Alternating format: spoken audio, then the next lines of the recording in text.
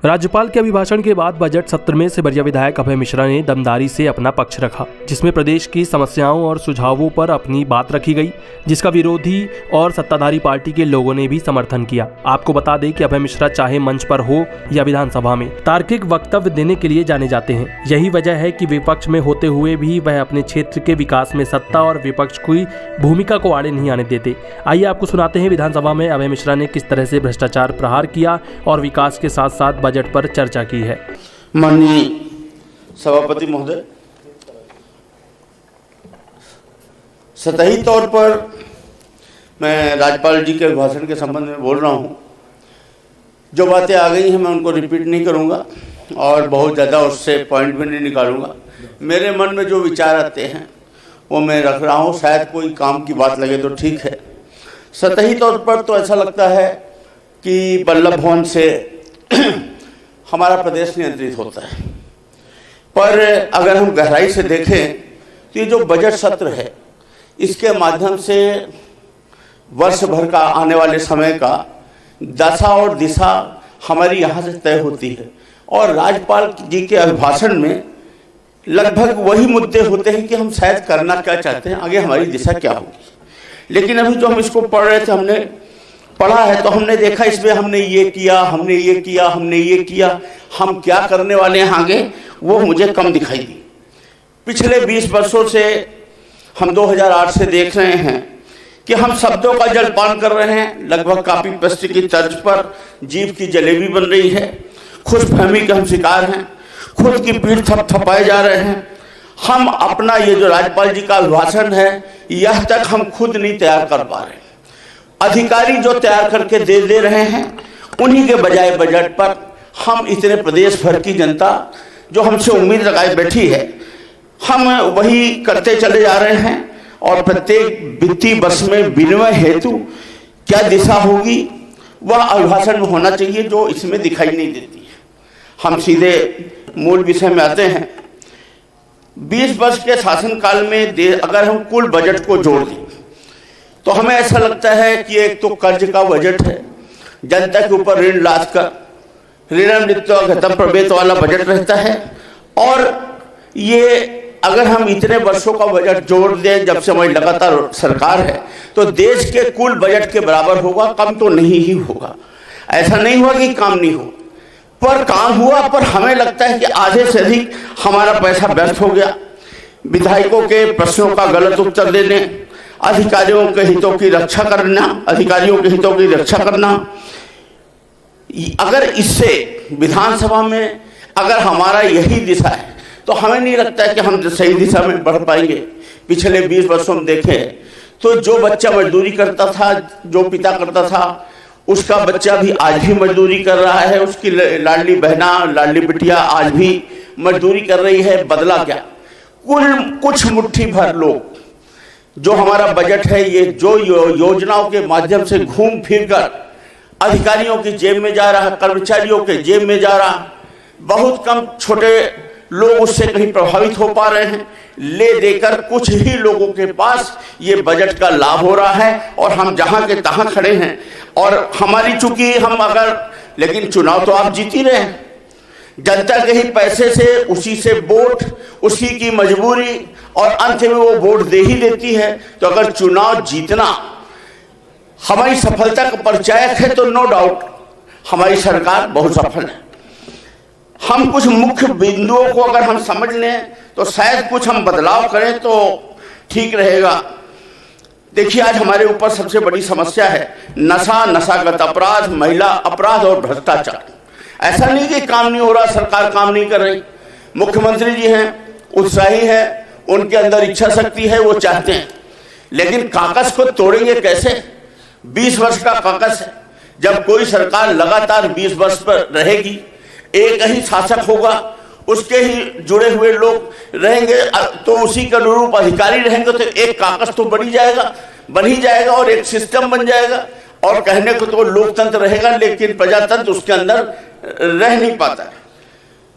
पूरे हमें आज आप देखिए गांव-गांव में शराब के 3-3 बार उठाव हो रहे हैं। माननीय देवरा साहब नहीं बैठे हैं यहाँ, नहीं तो मैं उनको लक्षित करके कहता कि आप एक ही परमिट पर 3-3 बार उठाव करवा कर गाँव जो नशा और पैकारी है ये रोकने में ज्यादा ध्यान देना चाहिए, लोगों को नशा से बचाना चाहिए। विधवा परित्यक्ता को लाडली बहना का लाभ नहीं मिल पा रहा है। 20 वर्ष से लागू हजारों योजनाएं ऐसी हैं जिसके माध्यम से वेंडर और अधिकारी मालामाल हो रहे हैं, और जैसे पोषण आहार, पता नहीं कितने तरह की योजनाएं हैं। मैं केवल ध्यान दिलाना चाहता हूं, कहीं ना कहीं रिव्यू होना चाहिए। समय 20 वर्ष में बदलता है, चीजें बदलती हैं, हम पैसे का वेस्टेज क्यों कर रहे हैं? ये कौन सी भावना है कि हम ये बयान दें कि नहीं कोई भी योजना बंद नहीं होगी? ये कोई अच्छी बात नहीं। अगर कोई योजना हितकारी नहीं है, केंद्रीय किचन सेट की योजना हो, क्या हो रहा है सबको मालूम है। रेडी टू ईट में क्या हो रहा है, पोषण आहार में क्या हो रहा है। आखिर इस पैसे को हम कहीं सार्थक दिशा में भी तो लगा सकते हैं। सूदखोरी के मामले में कोई हम कानून नहीं बना रहे, हम देख रहे हैं हमारे सामने नई समस्या है। सूदखोरों से परेशान होकर लोग आत्महत्या कर रहे हैं। आप विश्वास करें नहीं करें, हम लोग लॉबी में बैठते हैं, हमारे बीच के कुछ विधायक, हमारे सत्ताधारी दल के विधायक 2013 के कर्ज से बेचारे नहीं निकल पाए हैं। आज 2018 के कर्ज से अभी 2023 का कर्ज निकल सर पे। कोई अधिकारी नमस्ते करने को तैयार नहीं।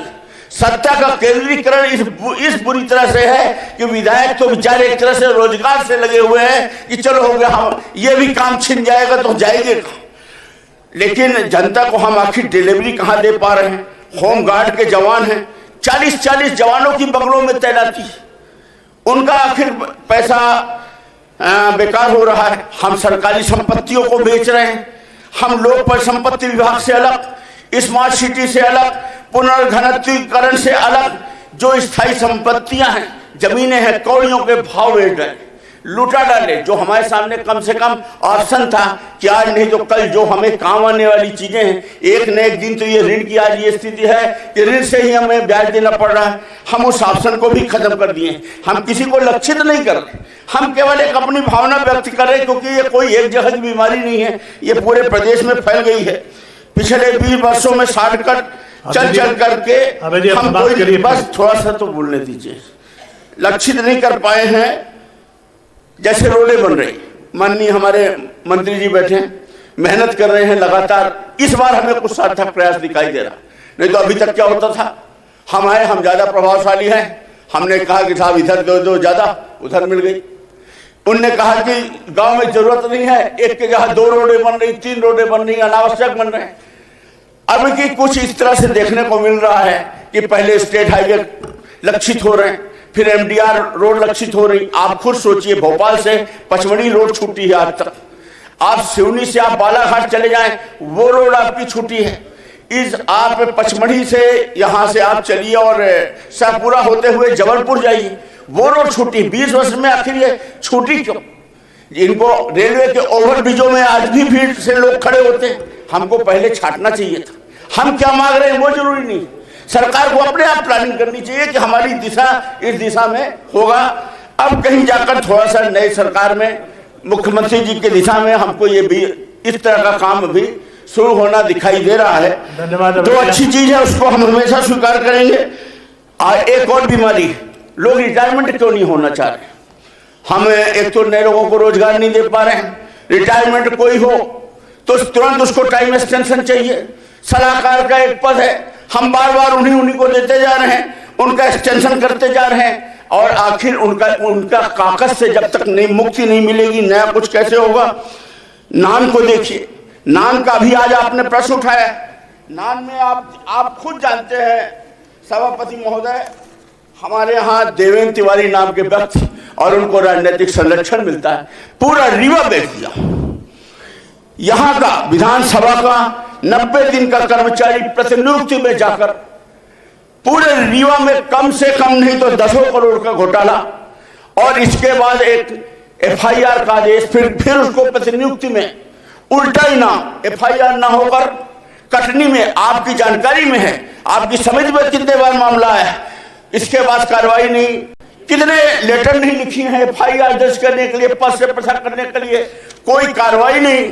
मैं यहाँ विधानसभा का प्रश्न लगाता हूँ, मैं यहाँ ध्यानाकर्षण लगाता हूँ, मेरा हटा दिया जाता है, बड़े मुश्किल से किस्मत से अभी मेरा राज्यपाल का अभिभाषण देंगे ये हटा हाँ सुनिए तो प्रश्न अगर फंसता है तो पूरी लिस्ट ही बदल दी जाती है। अबे जी, आप कृपया समाप्त कीजिए। अगर संरक्षण मिलेगा तो हम कैसे आगे बढ़े?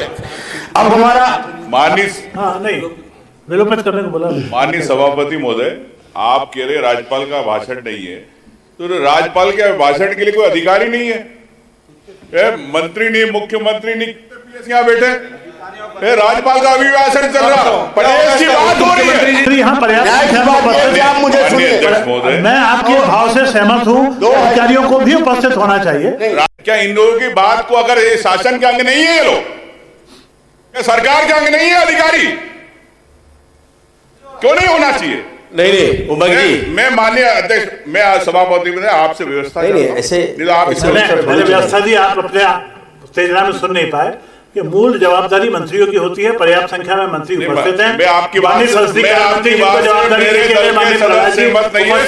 अधिकारियों को, मैं आपसे सहमत हूँ, अधिकारियों को उपस्थित होना चाहिए। अब ये बहिर्गमन करने का मार्ग ढूंढना है, एक अलग बात है।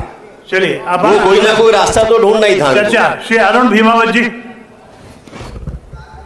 के लिए, अधिकारियों को बचाने के लिए। समस्या ये है कि सिखाया ऊंट पहाड़ नहीं चढ़ता। नहीं, अब ये देखिए परिस्थिति क्या है